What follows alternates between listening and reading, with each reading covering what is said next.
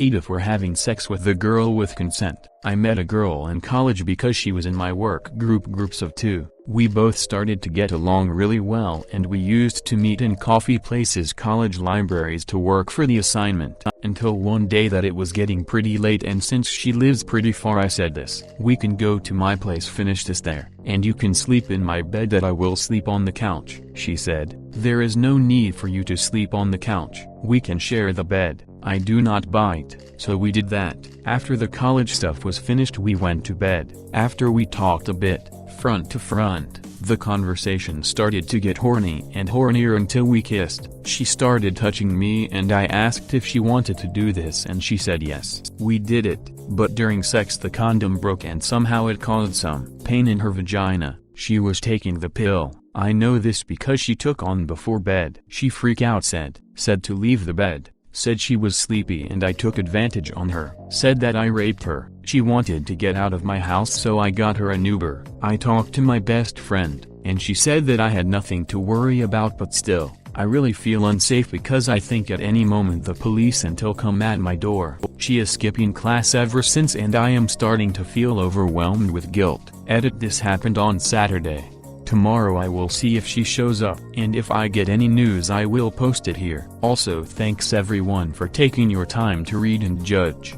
Edit: 2 She came to college and decided to speak with me. She explained everything so I could understand. Long story short, she had an abusive ex and something happened between the two got her traumatized about sex. She did not told me and I also did not ask what happened between the two. She was not able to do it ever since they broke up, and she decided to do it with me because for the first time in a long time she felt sexually aroused. But she remembered some stuff and she felt really bad and started to talk without thinking. In her words, I got sorta transported to my past and it freaked me out. She apologized for everything that she said, and she felt ashamed. We did not spoke about charges, but I think everything will be okay. Thanks to everyone who took time of their day to reply and read my story.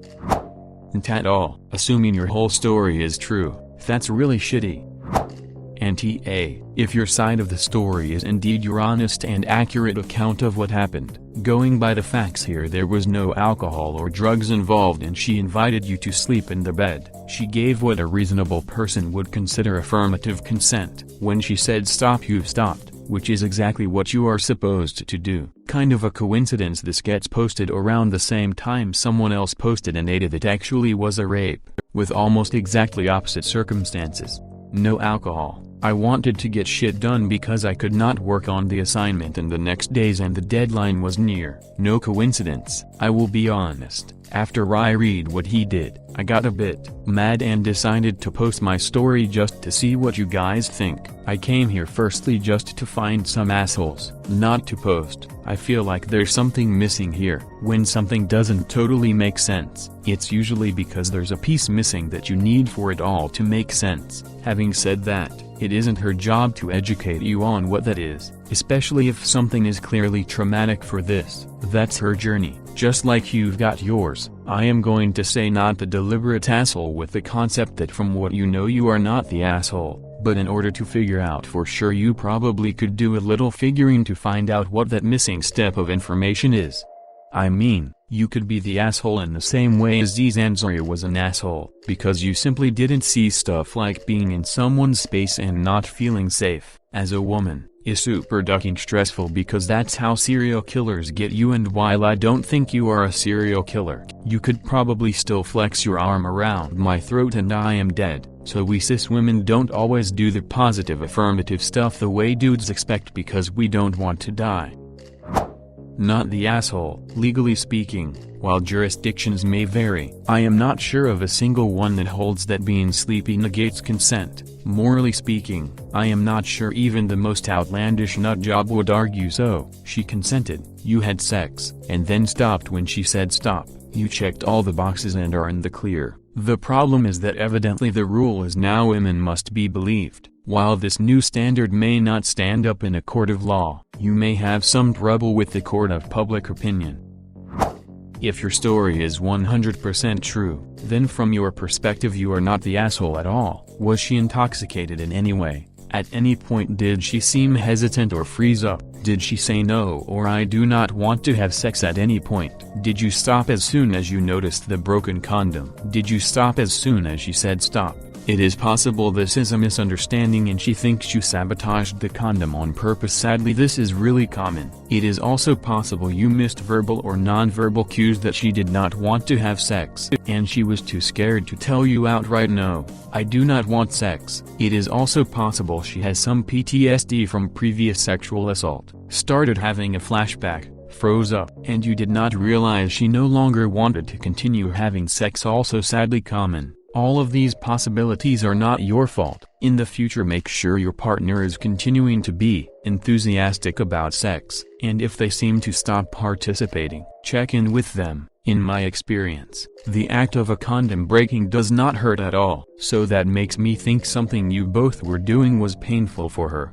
I do not know if it was the condom or position or whatever. She just said something, I heard it inside. The position was not anything out of ordinary and it was not that rough. I broke some rubbers before and sometimes we did not even notice. So yeah, I get your point. Not the asshole. Now never talk to this girl socially again.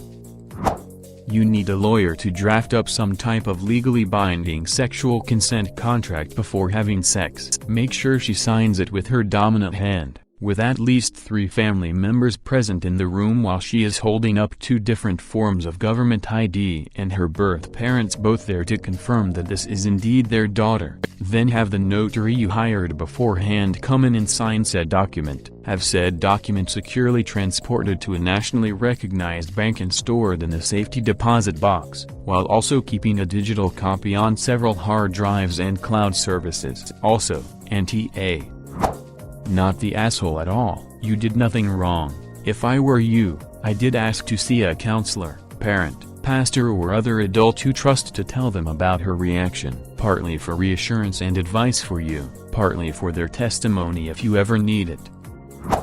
NTA, have some sympathy for the lady though. Sorry the condom broke is not an uncommon move. She may have been on the receiving end of it before. It also is, arguably, a form of rape. You might want to apologize and tell her it was an honest accident, or have a friend pass that message on. However, the fact that she said yes, did not change her mind, and seems to have even played a role initiating and maintaining the whole affair would mean that this is not rape. Find that condom, put it in a Ziploc bag and keep it for a while. I know that sounds gross, but that could be used as evidence of consent. Oh, and no, you are not the asshole. Document everything, all communications, past and future. You are lucky that you got an Uber instead of driving her home or her driving herself. That driver may be your saving grace. They are the only witness who could provide an account of her mental state: intoxicated, high, friendly, shaken up, etc. after being picked up.